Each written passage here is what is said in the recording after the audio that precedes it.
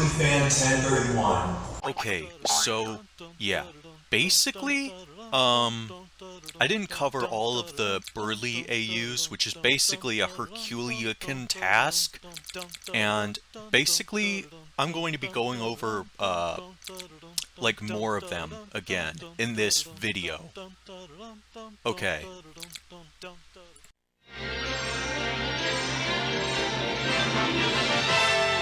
And now we're pleased to bring you our feature presentation.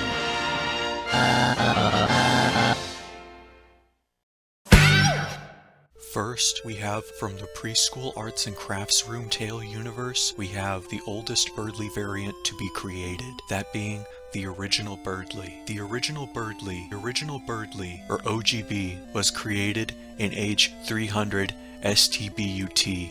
Gay from the get-go, we can clearly see that Berdly is already at the center of Toby's universe, but like, what else is new?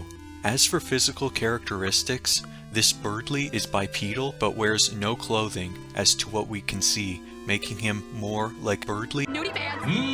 His colors are slightly off compared to the regular Berdly, but that's because that preschool couldn't afford the 60-pack crayons, those cheap bastards.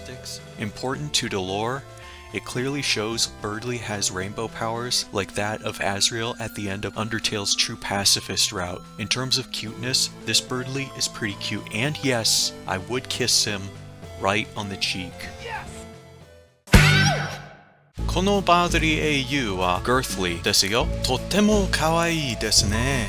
Originally created by YouTuber Notelex and further expanded upon by Berdly Fan 1031, this Berdly is very plump, juicy, and huggable.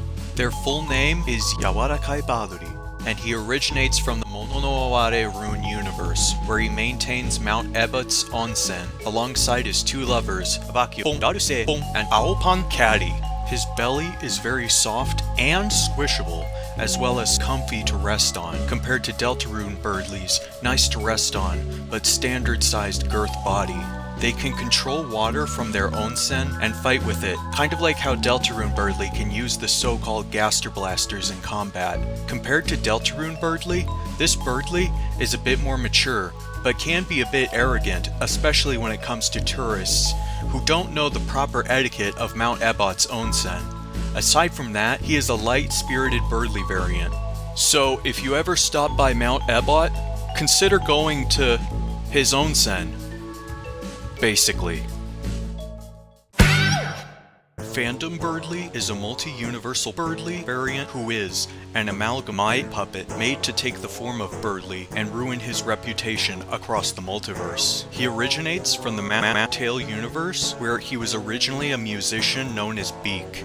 Suffering from poor health, when Master Gaster found him and offered him a deal to prolong his life, he is now this. He is an amalgamite put into a custom-made puppet that can shapeshift into a fairly decent Berdly disguise. Though he isn't the Tale universe's Berdly, he is considered a type of Berdly much like Sans. He attacks with pure slander and media literacy. He has one huge Achilles heelys, touched to strings to shadow the illusion, causing Beak to retreat and go off into another dimension. I hope you've enjoyed the video thus far. I find it to be quite quaint. No, dear viewer, as it has now become obvious, I am not your beloved host. I am, in fact, the very Berdly variant being discussed. Quite a novel concept, would you not concur? I thought as such myself, and figured I might just give it a try. I think it best to stay just long enough to introduce myself. Yes. While my name by birth was Berdly Serif typeface like that of my Undertale variant, within the greater context of the multiverse, I am known by the name Overgard Birdley. My, what a grand title, wouldn't you say? Quite befitting of myself. While indeed I would take great pleasure in having a chat. There is this one universe I am watching over, and it happens to be quite intellectually stimulating. With that, I send it back to you, Berdly Fan 1031. The same power as both Undertale and Deltarune Birdley. This Berdly variant was a part of a universe known as Over Aftertale, where he was very similar to the Berdly from Undertale, but a little bit more of a loner, as Asgore did not meet him in this timeline.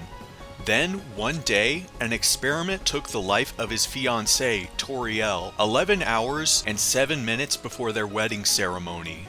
Without the emotional tether to the world, his motivations became more morally ambiguous, and his concern for ethics began to disappear in the pursuit of knowledge.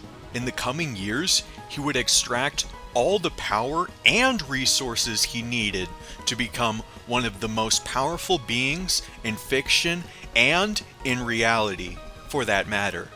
For Overgard Birdley exists outside the barriers of fiction and reality, and exists on the plane of outer conceptualization, so he is beyond even our mortal comprehension.